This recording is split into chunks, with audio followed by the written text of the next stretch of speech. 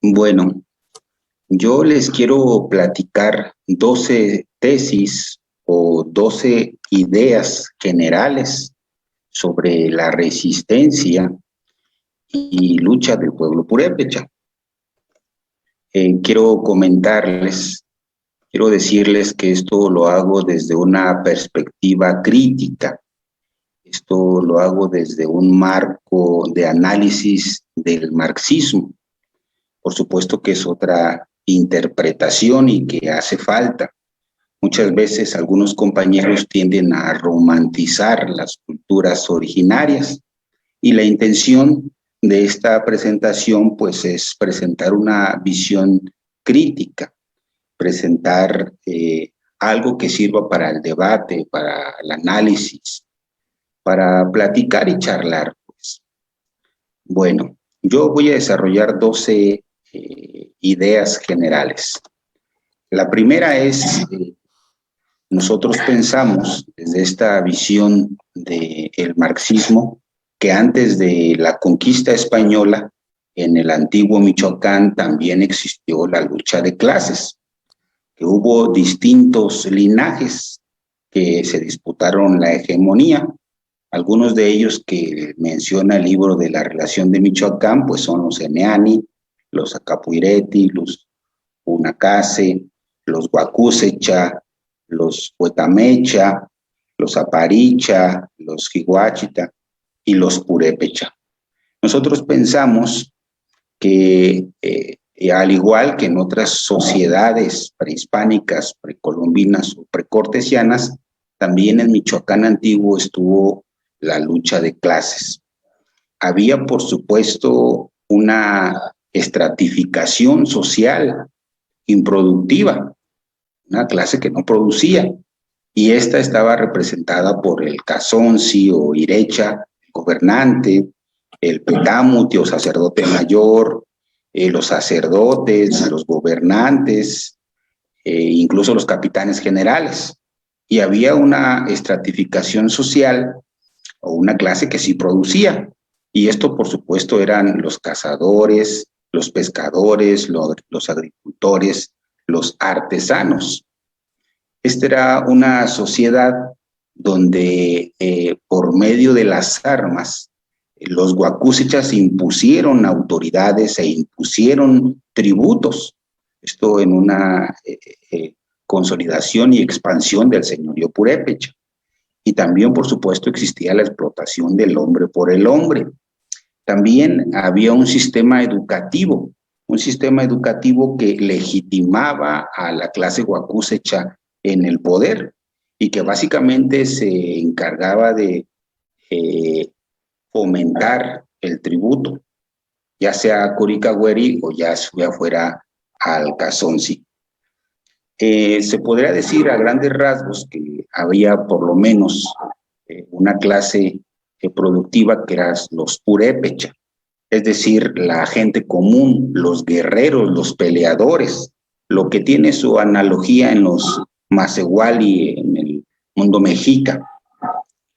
En la imagen que están observando ustedes está el Petamuti o el sacerdote mayor, que era un historiador, procurador de justicia, sacerdote mayor, astrónomo, orador, estratega del pueblo purépecha. Esta imagen corresponde al capítulo 32 de la relación de Michoacán, de la plática y razonamiento que hacía el sacerdote mayor. Esa es la primera idea. La segunda es que en el devenir histórico o a la postre impusieron su dominio los guacúsecha, es decir, pues las águilas. Y con la colonia posteriormente todas las clases sociales indígenas confluyeron en un solo grupo social en Michoacán, es decir, purépecha. Esta es una de las características de la historia donde se observa cómo el grupo gobernante trató de pactar con los españoles, pero al final de 2 o 3 generaciones perdieron sus privilegios. Fueron perdiendo poco a poco los privilegios que mantenían o que tenían.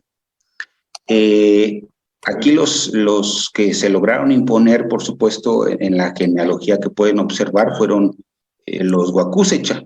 Estos Huacúsecha tenían una política dual, una política donde había constantemente alianzas y constantemente guerra. A donde llegaban hacían constantemente alianzas entre los señoríos que ya existían y posteriormente guerras. Esto fue así a lo largo, desde que estuvieron en Naranja, luego continuaron en Jarácuaro, luego continuaron acá en el área de Cuanajo. Es esta política dual que tienen de paz y guerra.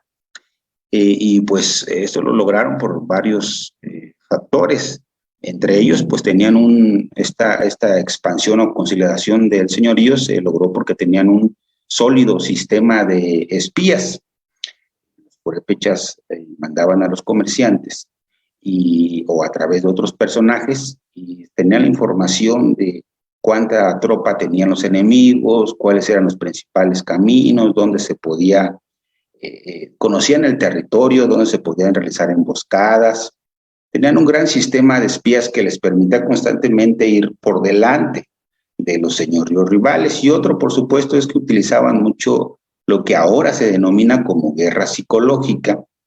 Antes de llegar a un señorío o a un pueblo, pues incendiaban los bosques cercanos y esto causaba un profundo impacto psicológico, o mandaban señales de guerra, que eran pelotillas de humo o flechas ensangrentadas, es decir, una serie de tácticas para infundir temor.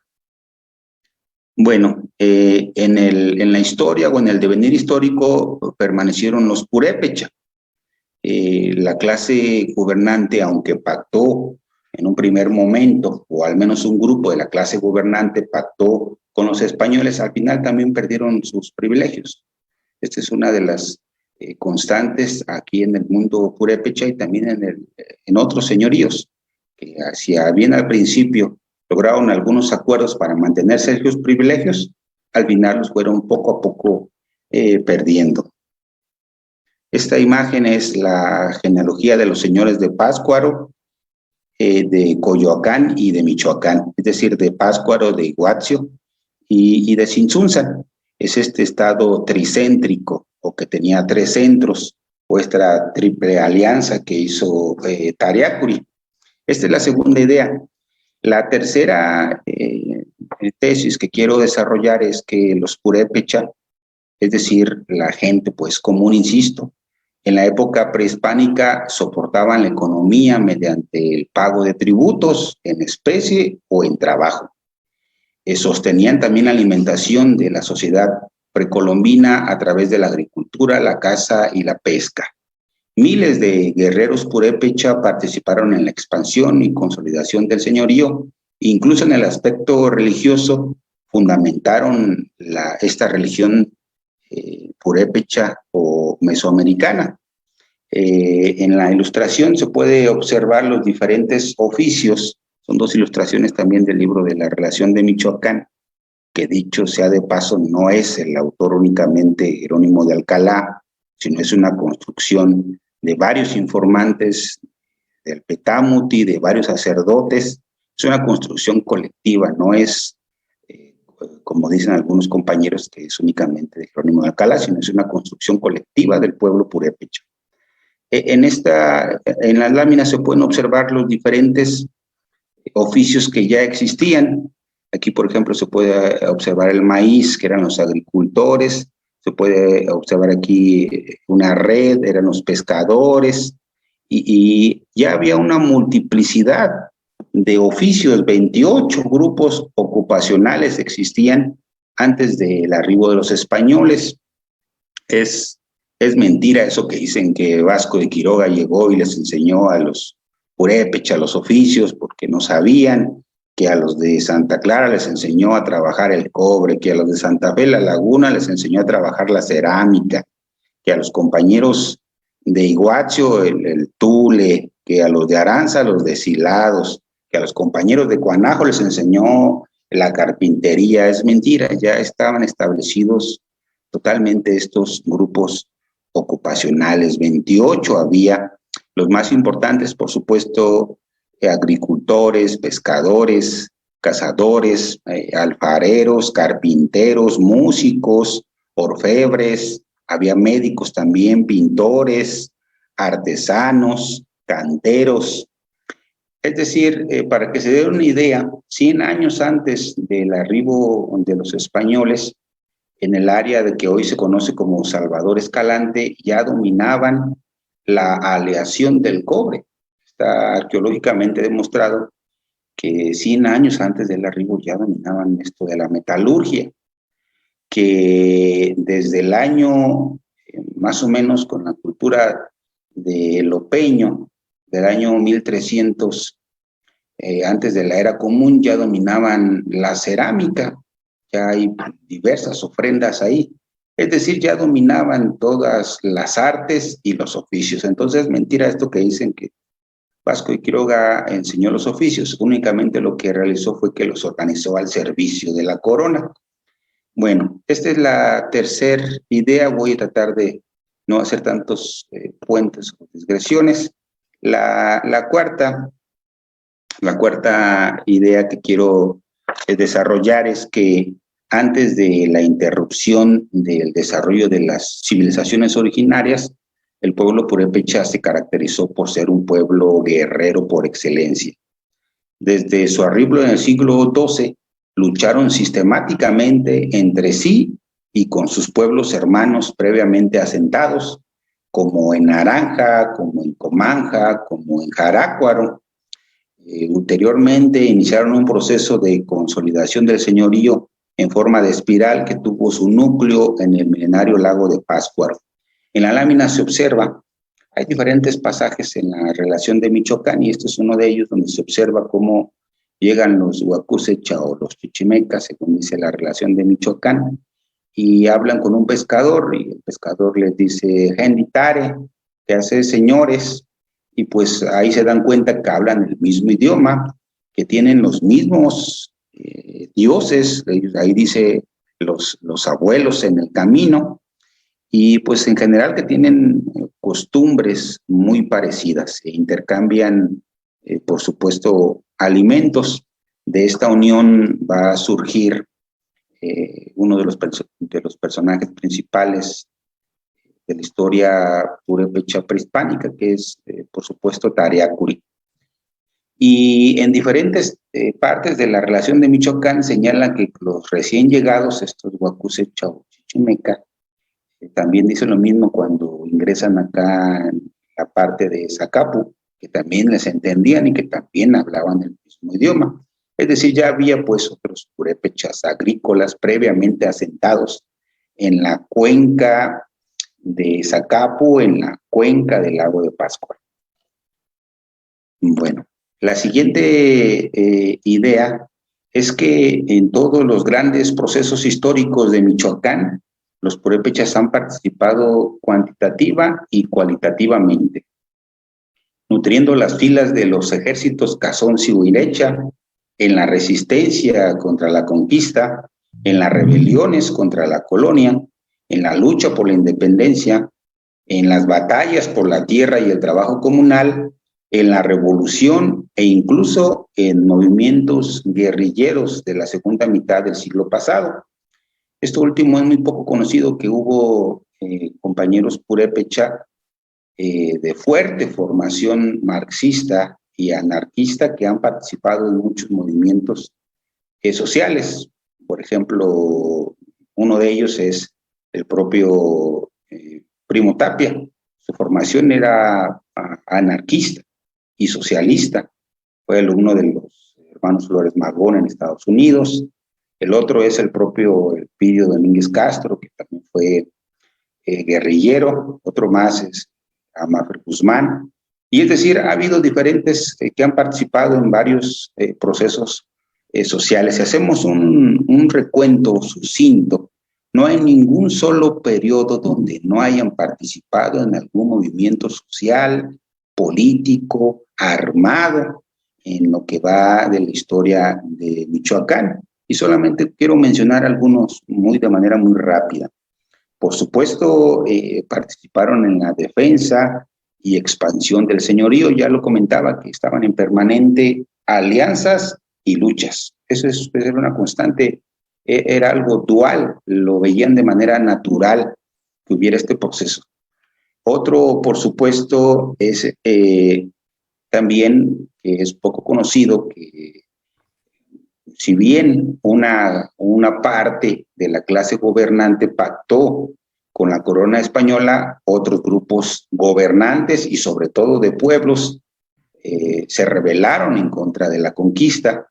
El recuento apunta a más de 60 españoles abatidos, a diversos pueblos que se levantaron como Jicalán, otros que se negaron a pagar tributos, es decir, hubo diferentes pueblos y comunidades que se negaron a esto que fue conocido posteriormente como la conquista.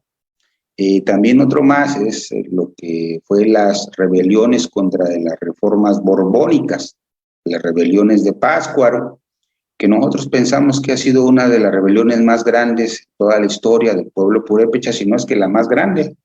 Más de 200 comunidades se levantaron en armas en contra de la corona española. Ahí surgió, por lo menos hay registros de que en los archivos de Pátzcuaro, que ahí surgió esta consigna de muera el mal gobierno, que después retomó Miguel Hidalgo y que después retomó el EZLN y el Congreso Nacional Indígena. También, por supuesto, han participado en la independencia, en la revolución, ya fuera con recursos económicos, con recursos materiales, o proporcionando guerreros. Han participado en todos los procesos sociales y en los últimos 20 años la lucha se ha dado por lo que le llaman ahora la defensa de los derechos colectivos. El primer consejo de gobierno comunal fue con los compañeros de Nurío por una gran fuerte influencia del EZLN y del Congreso Nacional Indígena. Es ahí donde surge el primer consejo de gobierno y la primera ronda. Por supuesto, hay muchos ejemplos. El más conocido es el de los compañeros, el que tuvo más renombre, de los compañeros de Cherán. Pero una de las batallas o una de los problemas principales del pueblo purépecha es la lucha por el territorio. Esto es una constante. Se observan desde tiempos prehispánicos, lo que buscaban era expander o defender el territorio. Y actualmente la madre de todas las luchas nosotros sostenemos es la lucha por el territorio. Es la principal y es la que históricamente ha ocupado al pueblo purépecha. Es incluso más importante que la lucha por la autonomía o la lucha por el presupuesto directo. Porque si no tienes un territorio, si no tienes una base donde asentarse, pues entonces no puedes exigir tus derechos colectivos. Bueno, esta es una representación también de Tariacuri que viene en la relación de Michoacán, uno de los personajes principales de este libro. Se puede decir que gran parte de lo que se dice en este libro de la relación de Michoacán es la historia del propio Tariacuri. Es fundador del señorío purépecha, originario de Jarácuaro, de esta unión con los huacúsechas y los isleños de Jarácuaro que les comentaba hace ratito, y pues se le conocía como sacerdote del viento y como un estratega militar. Él fue responsable de esta triple alianza o de que el estado purépecha fuera un estado tricéntrico, con 3 centros, Pátzcuaro, Iguacho y Tzintzuntzan. Él fue estrategia de Tariacuri. Bueno, no sé si se dejó de compartir mi pantalla o aún la sigo compartiendo, si me pueden ayudar. ¿Sigues compartiendo? Sí, se sigue compartiendo, Pavel.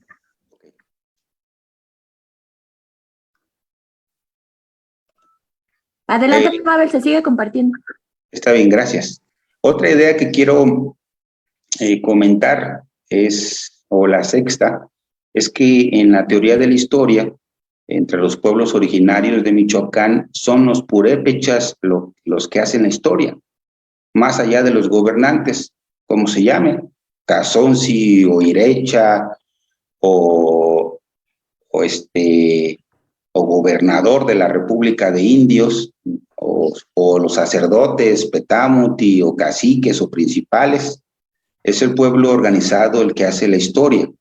La historia no la realizan las élites, sino nosotros sostenemos la realiza el pueblo en lucha dialéctica. ¿Cuál es el sujeto de la historia entre los purépechas?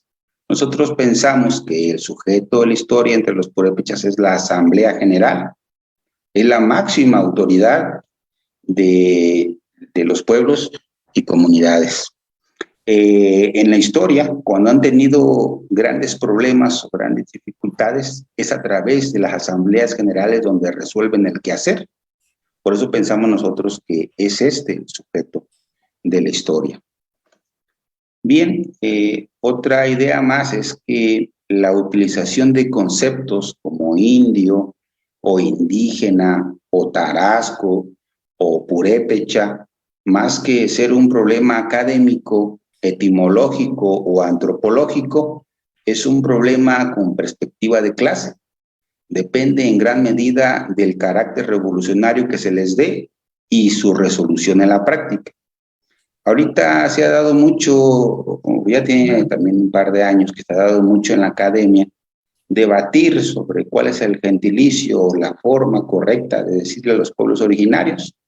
Yo me acuerdo que desde que éramos estudiantes hay varias generaciones influenciadas fuertemente o que fueron formadas bajo las ideas de José Corona Núñez y que él sostenía que los purépechas no eran purépechas, sino eran tarascos que venía del dios Tares. Sin embargo, pues esto, sobre todo para las comunidades, está claro. Nosotros somos purépechas, viene de peleadores, viene de guerreros. Tarasco es yerno o es suegro, viene de aquellos que compartieron sus mujeres con los españoles. Mas, sin embargo, nosotros sostenemos que este es un problema que pues, no se va a resolver en la academia, mucho menos en los salones o en los escritorios, sino pensamos que el trabajo de los historiadores es poner el servicio de la historia a las comunidades originarias, no a la academia. Y en este caso, a que se respete la autoascripción que es como purépecha. Bueno, otra idea más es que las mujeres purépecha han dado ejemplo de lucha. También son, por supuesto, sujetos históricos capaces de transformar su realidad y con ello generar historia. Hay muchos ejemplos que han dado cuenta de ello en Santa Fe de la Laguna, en Urío, en Cherán, en Calzoncin. Muchísimos ejemplos desde la época prehispánica hasta la época contemporánea. Sin duda salta el ejemplo de Quenomén, la señora de Zacapo, que es uno de los pocos ejemplos de gobernantes mujeres, por lo menos registradas. Esto viene en la relación de Michoacán. Hay una constante, y es que muchas veces la mujer purépecha se adelanta o es la primer línea de defensa. Esto pasó desde tiempos prehispánicos, quienes fueron las primeras que reclamaron a los hombres por no defender el tesoro del Cazonsi fueron las mujeres, fueron las primeras que golpearon a los españoles. Después eso pasó muchísimo tiempo después, cuando las compañeras de Cherán fueron las que iniciaron el movimiento en la defensa de los bosques, y ha sido así una constante a través de la historia. Y hay muchos ejemplos, no solamente de su participación como figuras centrales. Está el ejemplo de las ligas femeniles, cómo eran quienes encabezaban la lucha jurídica, quienes formaron cooperativas para la manutención familiar, quienes eran anticlericales, porque en ese entonces estaba el clero en contra del reparto agrario, antialcohólicas, porque ese era un problema y sigue siendo un problema social muy grave. O está también el ejemplo de las compañeras de Santa Fe de la Laguna, como en la década de los 80 del siglo pasado terminaron con el monopolio de los hombres en las asambleas. Ellas antes no podían participar, porque así decían supuestamente sus usos y costumbres. Y ellas a través de la lucha organizada lograron grandes cosas. Una de las más representativas es de que también han creado su propio sistema filosófico. Esta categoría central del pensamiento purépecha ahora, que viene en la bandera purépeche, que es Hucharguinapecoa, es un pensamiento filosófico de una mujer purépecha de Santa Fe la Laguna, quien lo propuso, Ana Yolanda Ramírez. Y bueno, en fin, hay una multiplicidad de ejemplos de cómo han participado también en todos y cada uno de los procesos sociales, pese a que la historia oficial sistemáticamente se niega a negar su participación.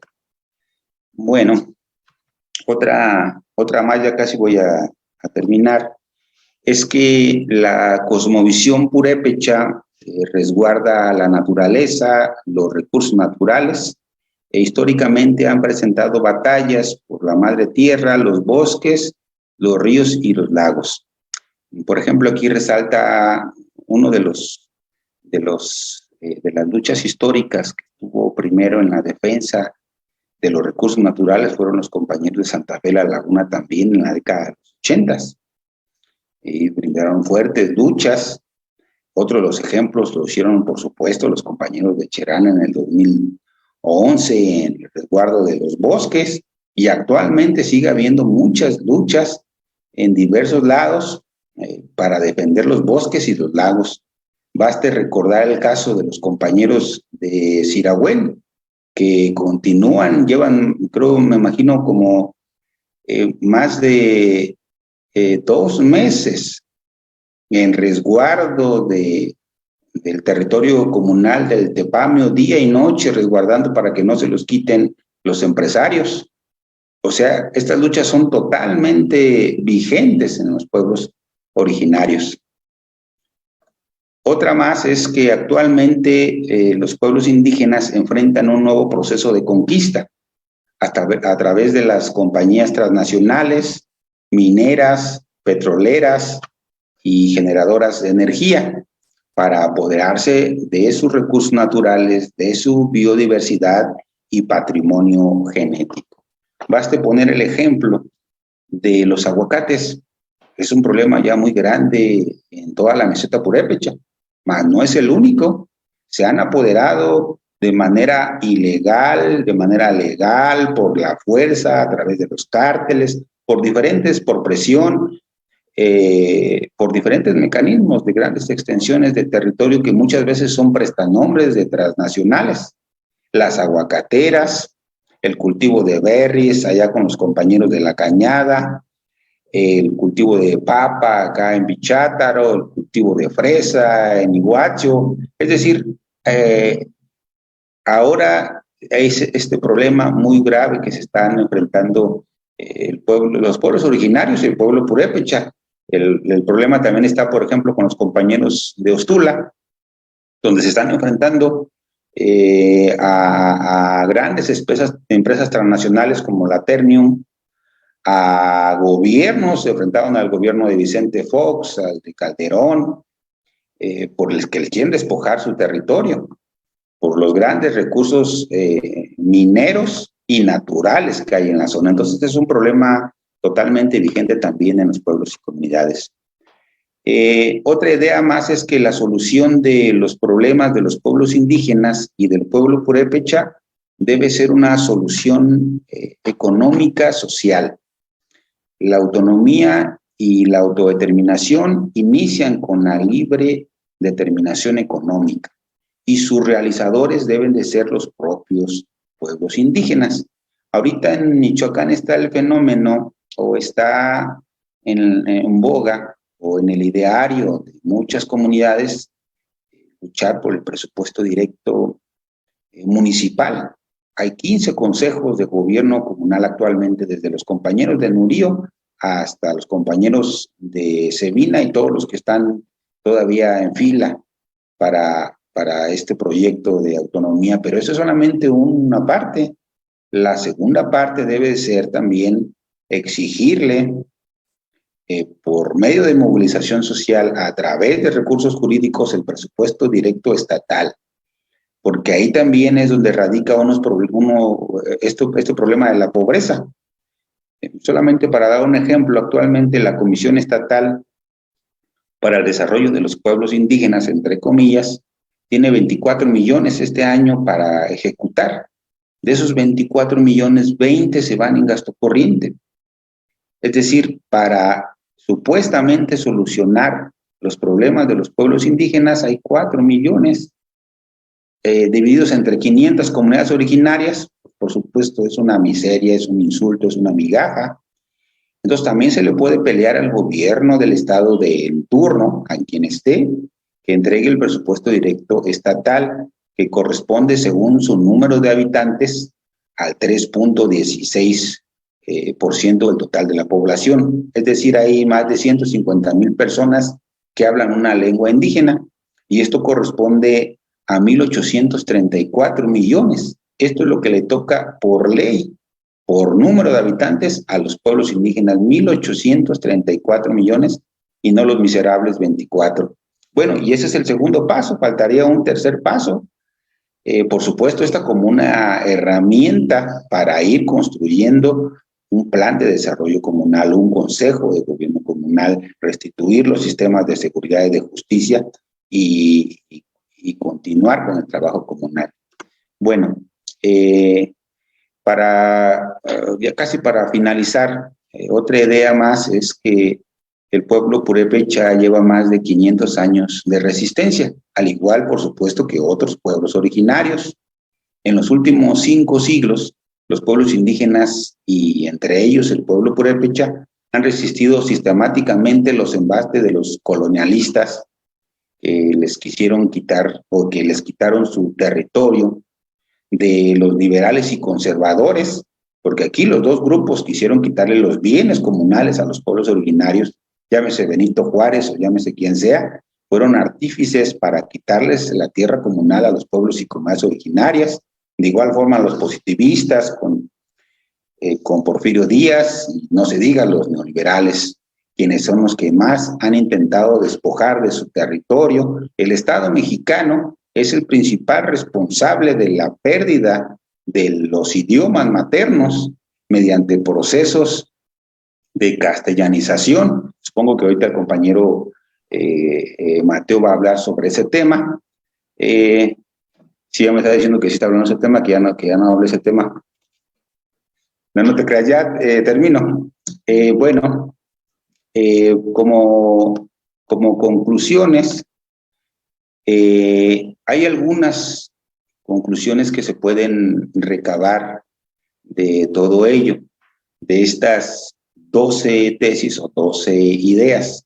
La primera es que observamos una resistencia y lucha permanente de los pueblos originarios y del pueblo purépecha. La segunda es que la toma de decisiones se da a través de las asambleas generales como sujeto de la historia y como en los momentos más álgidos de la historia. La tercera es que el pueblo purépecha ha conformado históricamente sus propias organizaciones de lucha. El corazón, el núcleo, es la organización por medio de barrios. Eso está desde tiempo prehispánico. A través de los barrios se organizaban para producir, se organizaban para defender, se organizaban para extender el territorio. Igual pasó durante la República de Indios, y actualmente el corazón de la organización de las comunidades originarias es a través de los barrios. Esa es una. Otro, por supuesto, han creado ligas y sindicatos. Ya mencionábamos que Primo Tapia creó la Liga de Comunidades y Sindicatos Agraristas de Michoacán. A su vez se crearon ligas femeniles, también se crearon cooperativas, y también se han creado uniones como la Unión de Comuneros Emiliano Zapata de la UCES de Efraín Capiz, que se adelantó, que fue de los primeros en realizar esto que ahora está muy de moda también, que es apoyarse de las leyes para la defensa de los derechos colectivos. Por supuesto, lo más conocido o lo que se está dando últimamente es a través de consejos de gobierno. Y otra enseñanza más que dan es que en los pueblos y comunidades originarias existe permanentemente la revocación de mandatos para jefes de tenencia, para comisariados, para jueces, para concejales. No hay ningún solo consejo de los 15 que hay de gobierno comunal que no haya cambiado por lo menos a un concejal. Y otra más, quinto, es que han utilizado la historia, el arte y el idioma como un arma. La historia para legitimar sus movimientos sociales, el arte como denuncia de lo que está pasando en sus comunidades. Recuérdese los murales de Santa Fe de la Laguna, de Cherán, de Nurío, de Arantepacua, y el idioma como arma. Esa también es una constante que han utilizado o que se comunican o se ponen de acuerdo entre los propios y evitan que los ajenos o los extraños o los que están fuera de la comunidad puedan entenderlos. Y por último, la creación de categorías filosóficas propias. Hay muchas categorías filosóficas propias. Ya comentábamos la categoría de Huchalgunapecua, la categoría de Hachumbecua, la categoría de Porejuque. Bueno, muchísimas categorías. Con esto yo terminaría, maestra Dey. Muchas gracias.